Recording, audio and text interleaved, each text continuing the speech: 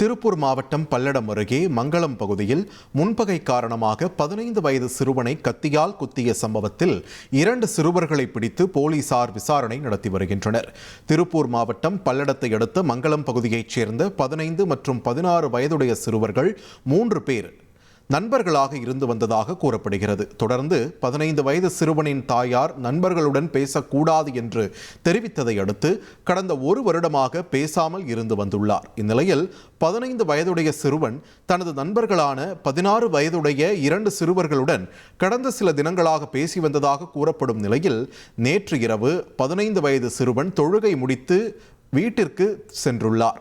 அப்போது மறைத்து வைத்திருந்த கத்தியால் சிறுவனின் தலை மற்றும் கை பகுதியில் பலமாக தாக்கியுள்ளனர்.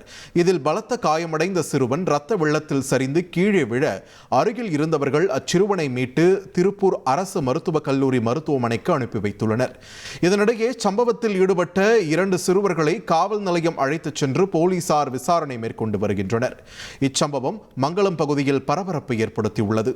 1,27,00,000 மனங்களை வென்ற தந்தி டிவி யூடியூப் சேனல். தவிர்க்க முடியாத தம்ப்நெயில்ஸ், கலக்கலான கான்டென்ட்ஸ். நீங்களும் இந்த குடும்பத்தில் இணைய இப்பவே சப்ஸ்கிரைப் பண்ணுங்க. அசுரபலம் கொண்ட எங்கள் டிஜிட்டல் கரங்களில் உங்கள் விளம்பரங்களை சேர்க்க வாட்ஸ்அப் பண்ணுங்க.